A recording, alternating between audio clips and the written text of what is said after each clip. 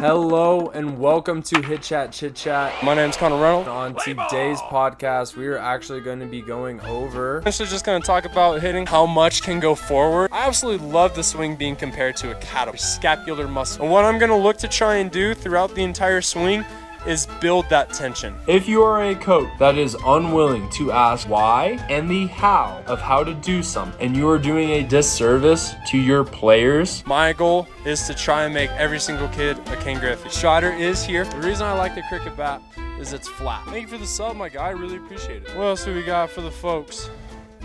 There we go. We should be live. I'm your host, Connor Reynolds, and today we have a very special guest, someone that I have followed on social media for a long time, someone that was able to kind of make some early moves in his life, and someone that I have, like I said, been following for a long time, and just really kind of admire what you've been able to do with your company, with half bats and stuff like that. But if you don't mind introducing yourself, and I might mess up your last name, Trey, Hannam? I'm Trey Hannam. I'm a professional hitting coach. I was with the New York Mets. I was a professional player down in Puerto Rico myself. I coached Division I level for 1 year, right before I went to the Mets. I'm 25, so I've done quite a bit. I was Division I coach at 22. It's actually been insane what I've been able to do in a short period of time. I'm not sure how I've done it. I never thought I would do this, especially on this timeline or just in general. I had no idea what I was actually going to do in baseball, and it just started going, and I just took off with it. Social media has definitely helped me a ton, and I want to make sure that I give back to the exact same people who helped me, but also, as you saw this week, I'm giving away my whole my monthly membership for my hitting membership website to all college players, because I think that if I could go back, I needed that help when I was in college. I didn't know the resources were actually out there. And I went to the media, and it just blew up for me, and I got really, really good really fast. And I want to make sure that people aren't missing out on that opportunity. That's something special, man. I saw that last week that you guys were looking to do that. I jumped on, retweeted it right away the moment I saw it, because I'm right in the same boat, man. Thank you. Like, I remember being in college, and I had coaches, but I didn't feel like I had, like, someone that knew exactly what I was having an issue with. Like, I had people that were invested in me, but it wasn't, I guess, what I was needing as a player in that time. And for you to be able to offer something free like that to all college guys, that's really special. So you got started coaching Division I baseball at the age of 22. How in the world did that kind of get started? Well, it was a little bit of social media, but not really. It was kind of more word of mouth. When I was a junior and senior in college, I played at nationally ranked Division II at Illinois Springfield, and I felt like I was kind of the hitting coach on that team a little bit, just because I was learning so much. But also the coach, the head coach right there, was just like, "Hey, you're really good at this. Make sure you don't overstep some things, but you're really good at this, at communicating and learning how to look at video and learning how the real and field stuff with that." So right after I got done playing Division II, I went to Puerto Rico and played a summer. I came home, did some training, just as like a little side job, and I was actually like talking to my fiance, talking to my parents. I was like, actually, I hate to say this, but I love coaching more than I actually do playing. My dad was a high school basketball coach in my area, so he's still coaching, still doing all that, but I actually love coaching more than I actually do playing, and I really wanted to make sure that I could get into that and not leave some of the opportunities that I actually have right there. So I got a call from the local Division I. Like, Trey, we love everything you've done. We love your opportunity of being able to still feel like you can play, which will give the authenticity that you can with the players, that they know that you're not some old dude who is just trying to talk. You actually know what it feels like to be in that batter's box when a bad call happens, when someone dives and makes your play, when you feel really good in BP but you can't quite hit in the game. You know what all that still feels like, and it still feels real. So you get that huge authenticity from a player who just left the batter's box, because now he's trying to help you be better in the batter's box. I still feel that day to day now, and it makes me feel like I could really relate to any player, no matter what. And I think that really is my kind of selling part on me, the authenticity, but also I could relate to them very, very well. That's awesome. And how long were you there before you got the call from, the big leagues? So I was there for a year. I actually got the call right before the spring, and I would have felt bad if I left. The opportunity was decent, but I didn't want to leave for just that opportunity. I wanted to make sure, like I said, I talked to my fiance, I talked to my parents, and I said, I don't want to leave unless it's like a great opportunity. So after that year, I got called like August, after kind of the season, minor league season calls, and I said, I'm going. Like, I can't wait for this. It was tough with my fiance. I had to kind of move a little bit. But then COVID hit. So my full year in pro ball was all COVID, right? So it was kind of weird. So I went down for instructional ball. Absolutely insane opportunity, absolutely insane experience. And I lived it up. I was down there for a month. Then I went to spring training and stuff like that. But it was amazing. But it was all COVID. Then what happened was I was down there, and they tested me out a little bit. Hey, this is new kid. Some of our prospects are actually older than you. My very first question in the interview process was, how are you going to relate, or how are you going to talk, or how are you going to teach a kid? He's 19 years old. He just signed for $8 million. How are you going to teach a kid how to hit when he just made all this money? And the biggest thing is you got to talk to him. You got to communicate with him to show him that you care, show him the beneficiary movements that you can make instead of just tell him, show him why it can help him make him better. He'll ponder a little bit, maybe sleep on it a little bit, and come back to you. But you always want to make sure they're open to learn instead of you just trying to talk to them. And is that something that you started kind of learning when you were being that kind of player coach? When your coach first mentioned, there's some, when you're learning this stuff, there are some boundaries as a player coach. But do you feel that communication aspect you started learning when you started coaching ish as a player back in the day? Or when do you feel you kind of were able to start to actually understand that? Because that's something I feel like a lot of younger coaches, I'm 25 as well. I played on or coached at the 17U Perfect Game circuit this past summer, and there's a lot of people older than me that don't really understand that aspect of the coaching. So when were you really able to get an understanding of that? Honestly, yeah, it was kind of like player coach opportunity, that type of stuff. But I think the biggest thing, most important thing, is self-awareness. Looking at body language, looking at how they're responding to you, looking at how they respond in general to coaching. Look at how, if they're positive, if they're negative, how you can talk to them, that type of stuff. I think self-awareness is number one, understanding the situation, understanding the player, all that type of stuff, understanding what you can benefit or how you can benefit them when you can talk to them in a certain situation. I like that. And when did half bat start coming around a little bit? That's something I actually got. Let me see if I can. Oh, yeah, here it is. After seeing you, I actually went and got a cricket bat because I want to be able to hit some baseballs off the tee and stuff with it. How did that kind of get about? When did that get about, and how did that start coming up? Well, it's insane. So there's a facility out in Philadelphia, PDS Baseball. I'm sure you've seen it. Chez over there. They do a solid job. So they actually created that. It was actually to help you. It wasn't to hit baseballs at all. It was actually to help you, like kind of like a PVC pipe. You're trying to feel the whoosh, but you're also trying to turn it to a certain situation or a certain location. It's where your palm is up, palm is down. Just make sure you're not pushing it. Just like if you have that paddle, if you push it, the angles aren't going to line up right. It's going to chop. It's going to do everything. So you almost want to turn it behind, then make it whoosh. So I said, what happens if we make this a little bit thicker? Then we end up hitting some smush balls. We end up hitting foam balls, whatever, off the machine. So now you can hit with it. Obviously not baseballs yet. But so what happened was there's an opportunity there, and I'm huge. All I want to do is progress. I had one, and I thought it was the coolest thing ever because you never get tired. The hands never hurt.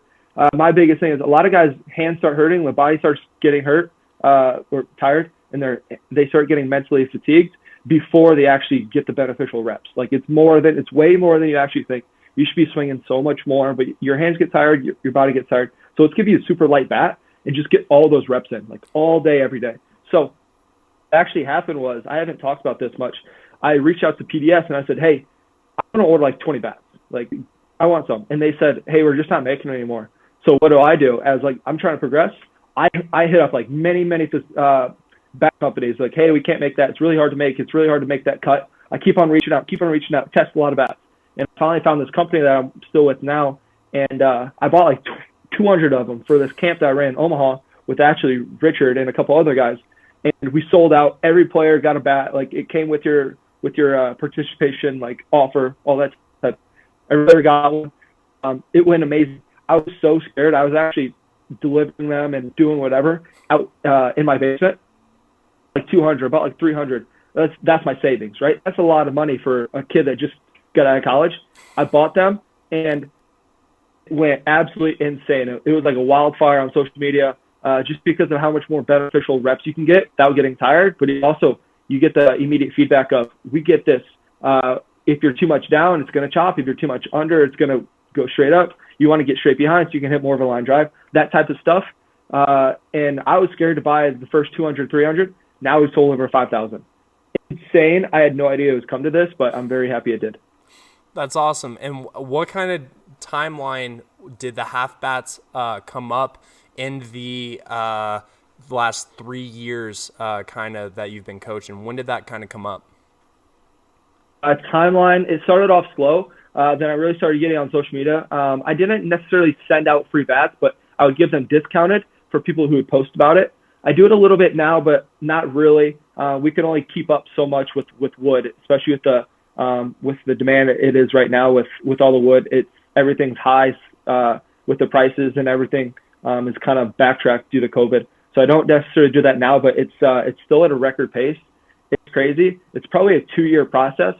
Right now we have like scheduled kind of demands where kids are coming back from school, kids are getting ready to start in the spring. So we have kind of ramping up parts around Christmas, that type of stuff. But it is insane. So probably a 2-year process. It's all organic. I don't do any paid advertising on Facebook or Twitter or Instagram, that type of stuff. It's more word of mouth. And I put a little sticker on there and a stamp actually on the barrel of where you can get them on the website. And word of mouth, people see it, people want it. But it's gone crazy. Actually, I was getting so busy with it, I almost sold it away. That my biggest thing is I want to network as much as I can. I want to be connected with it as much as I can. What was happening was people are reaching out to me. Hey, I saw this at a facility, blah, blah, blah. One coaches, like top, like you can look on my website, the Dodgers using them, the Astros are using them. I got so many connections just by selling the half bat. Maybe I make 50% profit. That doesn't matter. The connection is so much more beneficial than actually having that 50% profit. It is insane. That's so much more beneficial for me in my potential career. I could throw a half bat and still be one of the best hitting coaches, I think. But like the connections that I'm building is insane for me. That's the most beneficial thing. I remember when I think it was when LSU signed on or partnered up with you to do it. Those are some of the cleanest looking half bats I've ever seen in my life, man. Those things. Real. We literally sexy. we almost made like 50 of them just to have like an LSU Tiger edition. They were that nasty. Some people were like, "Hey, you should actually do that," or like a Texas Longhorn edition, or like a Oklahoma softball edition. Like that'd be awesome. It's probably not very ideal as like a business thing. Maybe like 10 and be like, hey, there's only 10, like a Supreme item. But that's definitely people definitely jumped on board once LSU and Oklahoma did that. But I'm very thankful for some of the coaches that are trusting this process. That's awesome, man. To be able to see that, and then also just the ability for it to work in softball and then also baseball. I think it's breaking down kind of a lot of barriers or a lot of pre-notion thoughts that coaches have had in the past of that it has to be separate or they're two different swings or whatever it may be. I think just breaking it down and just saying like, hey, this is just what feeling we need to be having. This is what is able to produce the most amount of variability, allowing us for that margin of error. It's just having a flat bat in the zone for as long as we can. The training that you're doing outside of the half bats, the training that you're doing, are you out, you said Illinois? I'm in Illinois. I have my own facility. I was going facility a little bit, trying to find the right spot. I knew what I wanted exactly. I wanted a more privatized location where I could do whatever I wanted. I could put on the loudest rap music of all time, whatever I wanted, instead of having to be policed or people watching me. But sometimes you got to do what you got to do. Everyone knows that. So I had to go to kind of commercial locations. I would stay there for a year. I was like, not really feeling it. Go somewhere else. People wanted me in their cages, but I wanted to make sure everything around me was also exactly how I wanted. So I ended up finding this guy. He actually made a sweet facility for his grandkids. His grandkids got a little older, so now he's like, hey, Trey, I want you to run it or kind of take over it just so I don't have to. go over it now, and it's only people who train with me come in and out, and it is absolutely amazing. And I'm very grateful for the situation.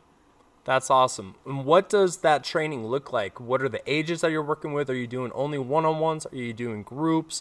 How do you kind of go about your training sessions? So I think I'm definitely trying to integrate more group training, especially in the summer and like Christmas break when all the college kids are in town. I have to do group training because there's only so much time. But also, life happens, right? I'm not going to be able to be at the facility 8 hours a day. It's crazy. Probably start a family soon. Like it's probably time. So I'm really trying to integrate small group training. So I'm only there 4 hours a day instead of 8 or 12, whatever. Like that can't be a thing for me. So right now, just like everyone, I started out one-on-one training. Some people still prefer that, but I'm not allowing that anymore just because of the demand and the schedule, regulations that I have to have just because of my wife and family. But right now I'm trying to start doing only 4 hours of group training, 2 to probably 6 players at the same time. I have one huge cage where I can kind of section it off, but I also have another cage on the side that are really big, and a lot of machine, a lot of med balls, a lot of just drill work in general, but also a ton of competition stuff. I love competition. Sometimes when you don't have enough players to do a competition, I'll hop in and I'll just start hitting with them as long as someone's feeding the machine. And I just want to push them because something triggers in their mind, something triggers in their heart rate and their heartbeat. When there's competition, they start hitting a little bit different than when they're actually really comfortable. And I want to see what happens when that heart rate gets up, when they start focusing, when there's pressure on them a little bit. Hey, I can't let Trey beat me, or else I got 10 push-ups, or else I got like 10 med ball slams, that type of stuff. I want to see what happens when that heart rate starts going up. Maybe it's not the prettiest looking thing, but it's definitely a more real thing, and that's what we want to see. 100%. On Tuesday, I was working with a 16U team that hired me on to do their hitting. We were doing a competition, but before that, we were just doing a small circuit. We had a machine, we had like 3 or 4 stations, and guys were just doing 8 swings and just a lot of rotations, just getting in a lot. I never touched the pitching machine. I didn't do anything with the speed, location, nothing for the first 3 rounds. We go to competition, I didn't touch the machine. These 16-year-olds went from looking like, Willie Mays, just crushing baseballs. Competition time comes, and we're looking to just hit hardline drives over some L screens that I set up, little obstacles. All of a sudden, everyone was swinging and missing. The ball was coming in 3 times harder, this or that. Why did you change it? Why did you move it? And I just looked at it and was like, I didn't do anything. This is all you guys. This is your own thought. The moment we create a challenge, the moment we create a winner or a loser, everything changes. Your heart rate increases. Everything feels faster. And so just exactly going over that's incredible. I love that. And when you're going through, what kind of failure are you integrating into this training? Are we looking more so just for feeling good off the machine? Are you integrating, I mentioned Robert Riggins earlier. I mean, he's doing 150 mile an hour reaction time, oppo, hack attack type stuff, which is extreme. But how are you and your training integrating failure into what you guys are doing? I want to go back to what you just said. The heart rate, it acts like it speeds the ball up. Now think about this. Everyone's done this. They stand in on bullpens, and this is meatball. And you're like, dude, I can break that. I'm going to hit that. But not anticipating actually hitting, you're standing there. The heart rate's slow, blah, blah, blah. You go to the actual game, and it looks like it speeds up. It feels like it speeds up. It's like, hey, it doesn't look like a meatball anymore. It's that same pitcher. It's the same pitch. It's the same bullshit 85 mile an hour. But your heart rate makes it feel 92 with a hard slider. No, it's the same. Slow it down. Relax. It's all that heart rate stuff.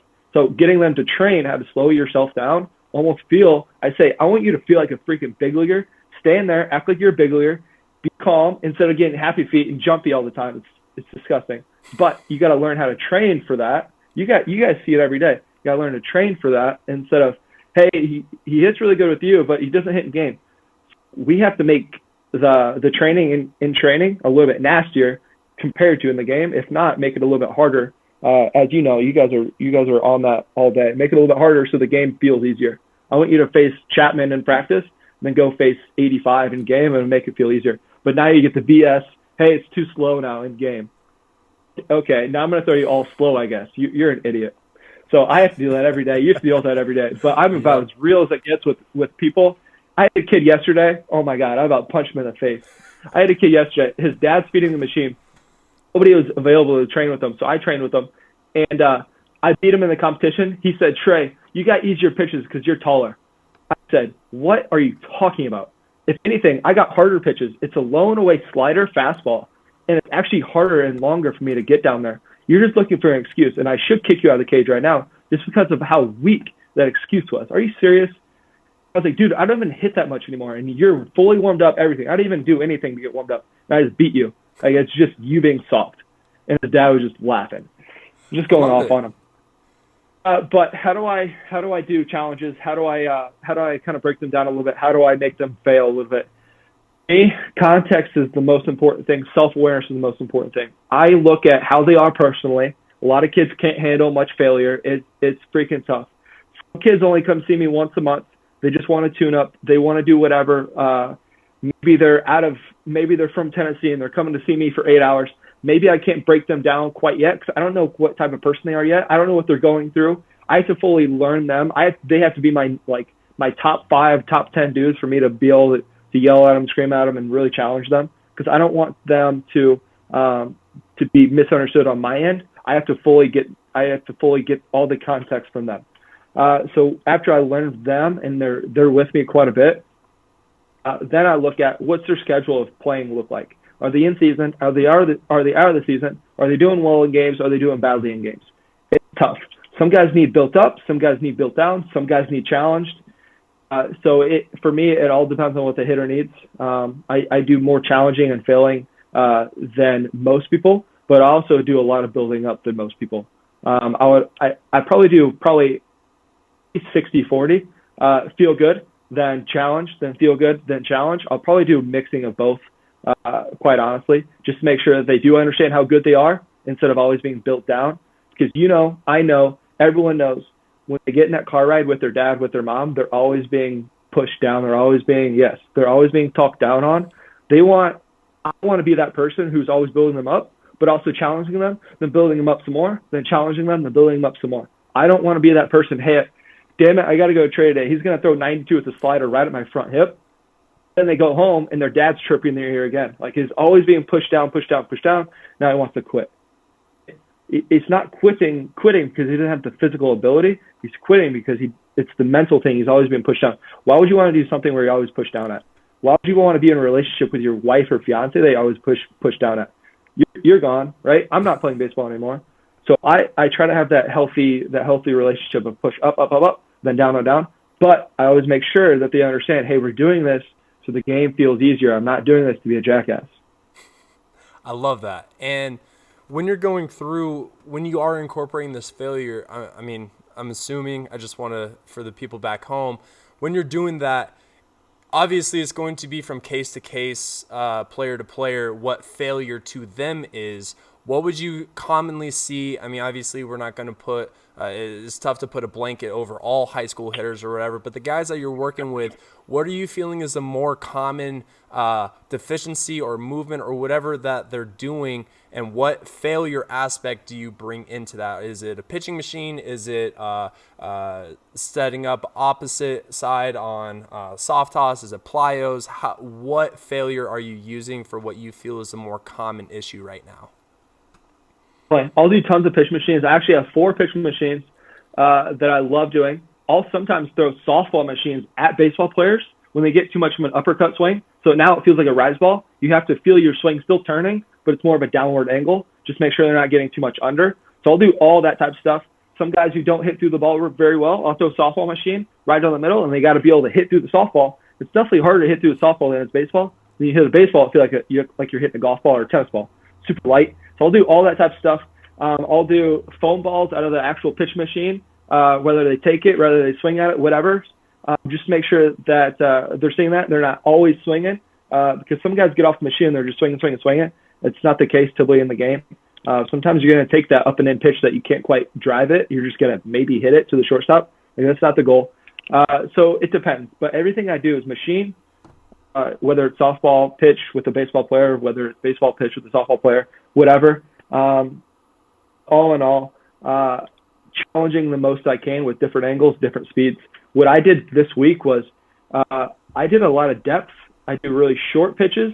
I'll walk up there, do a really short pitch, walk all the way back as a softball player. I'll walk 50 feet back and do a 50-foot softball pitch when it's actually 40. Then I'll do like a 30-foot pitch just to make sure that they're really quick for a fastball, but then they're waiting for that ball to get over the plate. Then they're waiting for that, because a lot of players do really well when the ball's really quick and really up close to them. Quick reaction time, you just got to go, just be an athlete. When the ball takes forever to get there, then they really have to go. So I'm huge on changing speeds and changing depth with the pitches.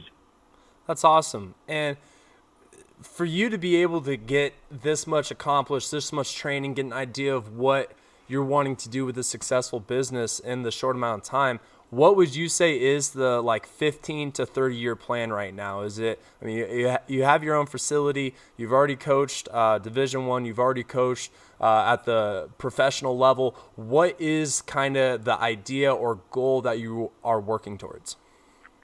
Ask this.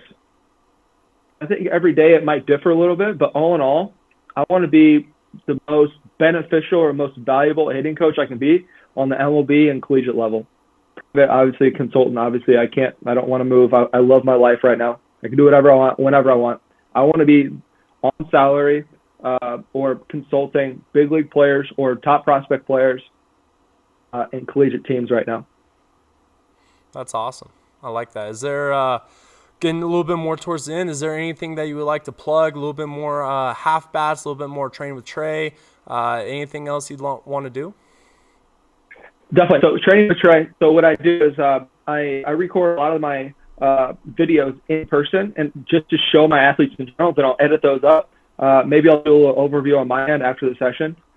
Then I'll edit those and I'll put them on the website, and I'll put it in a strict folder of, hey, I'm struggling with, hey, I'm too rotational with the lower half.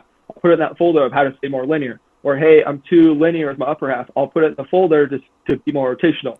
Or the opposite, I'm too rotational, I need to stay more linear. I'll put those folders after I edit it with all the context. And if you need some, go to that folder, and it's always saved. Videos are going to be pumped out every day. I think it's the most valuable membership type of thing that you can have, strictly because you're going to have a plan, you're going to have an idea, instead of guessing and going to bed guessing about what you need to work on or what you need to see. Just go to, hey, I need to go to Trey's folder right here, right here, right here. Hey, Dad, this is what I saw. I think this is what we need to work on. Instead of, hey, your dad trip here, you need to work on this, you need to work on this. Hey, Trey said I need to work on this. I'm going to work on this. I'm fully bought in on Trey. Let's do this. I think it's really going to help. Having that mental plan of, hey, I know what I'm going to do right here. Let's go do it. Instead of, I'm going to try this, I'm going to try this, I'm going to try this. I saw this on YouTube, I saw this on Instagram, whatever. No, Trey said this, Trey said this, Trey said this. I'm bought in on this. I trust this. Let's go. If it's right or wrong, they trust this. That's huge, is that trust aspect. Especially, there's going to be the highs, there's going to be the lows of the training. And if you don't trust what you're doing at the lows, you're not really going to be able to get to those highs. And being able to trust and have a consistent voice like Train with Trey, I think is going to be something really special. So I want to just say thank you for being able to do that for all these collegiate guys, being able to offer something like that. Because again, I was one of those guys that kind of I wanted to work, but I didn't really know what I needed to work with. And I was struggling, but I didn't know why. I didn't know the how of the process. And so I think what you're doing is special. And it's tough. I talk to a lot of players and they're like, hey, I see this, I see this. You got TikTok now, you got Instagram, you got Twitter, you got YouTube, right? It's huge. You have all four of those sources. And I say, honestly, like, who are you following? My typical first thing was I talk to hitters. If they want to work with me, who are you following? And I'm like, hey, cross that out, cross that out, cross that out. Just because that's the opposite of what we're trying to do. Now you get that in your head and it's like, hey, that's not going to work for you. He teaches a very linear swing. You need to get more rotational. Like, it's going to make you overthink. It's going to be really beneficial for you. I would probably cross that out. And they're like, hey, I completely agree. Let's do it. I don't want to be clouded in my mind too much. So that's the typical thing that I say. But also, you go to YouTube, you go to whatever, and I'm huge on social media about learning. But these coaches are saying so many different things, and there's never a why, there's never a how, there's never, hey, this is what to look for. It's always just do this, do this, do this. This is what this MLB player is doing. But like, there's no context. Hey, this is what Barry Bonds feels. But like, this is not what he does. This is not like whatever. You go do Barry Bonds feels, and I was chopping the hell out of it. He didn't chop the hell out of it. It's tough. Find a coach who you trust and buy into what he's doing. just because you're going to be so much more better mentally and physically instead of always searching, always on the fence about something instead of I'm sold on this. Let's go do this. I always tell my guys, you got to jump in the deep end. You can't just dip your little toes in it. You got to jump in the deep end. You just got to go. Last thing, any social media accounts you highly suggest, any podcasts, any YouTube videos, books, movies, anything that you highly suggest for anyone trying to learn and get better? Yeah, I do a lot of podcasts. I do a lot of podcast audiobooks. I do some books. So Legacy is the All Blacks book. That one's huge on more ethics and in the team. Pound the Stone I think is huge. I'm not sure if you've read it. I think it's unbelievable. Pounding the stone over. Do it. Keep doing it. Keep getting better. On that 101 pound, it's finally going to crack. Right? It's not going to happen on the first one. Maybe it happens on the third one. Maybe it happens on the ninth one. It'll keep going as long as you're doing the right things and you trust it. I'm huge on that. A couple of the audiobooks. Inner Game of Tennis is really good. I love that one. But personally, a lot of videos. I want to see. I don't want to hear you talking about hitting. I want to see what you're doing. There's that Richard and Jeff Fry huge meeting coming on in I think like a month, and that's like 2 hours away from me. But that's not going to be very beneficial. They're just going to talk. The most beneficial thing would be, hey, on stage, give them 2 hitters, give them 30 minutes. Who's going to make a player better? Give them data. You give them whatever. You get them Rapsodo. Hey, who's going to be able to hit the ball harder, more consistently? Who's going to be able to launch quicker, more consistently? Who's going to be able to be on time more consistently? That's the real winner, right? Talking, winning with words isn't going to do it. Show me how you can make me more of a better hitter, and that's who wins. That's what makes you a better coach. Talking better words does make you a better coach. And I need to tell Richard that. Everyone needs to tell Richard that. But he would win by far. He is so beneficial for most athletes. He is really good. It sounds like we're actually about to start. What is that tattoo showdown or whatever, where there's like 10 contestants. They all get their own canvas. They do a tattoo, and then they all come back. They're judges. Sounds like we're about to start a hitting version where we just get 10 random kids come in. We got 10 coaches. You got your own cage. You got an hour and a half to try and get them better. Go from the start. Go from the beginning. And at the end, let's see who can make the best hitter. I think we're onto something here, Trey. I agree. I would totally invest in that. I would totally run that. I would be all ears. Let's do it. Beautiful. Well, I appreciate you coming on, man. Thank you so much. And again, for the time zone issues, I really appreciate it. And yeah, man, thank you for coming on. Thank you. Hey, I really am grateful for the opportunity. I love it. Keep me updated on anything you need from me. I'm all ears, just a text away. Oh, I'm going to be taking full advantage of that opportunity. So thank you for that. Good. Awesome. Thank you, man. Okay. Appreciate it.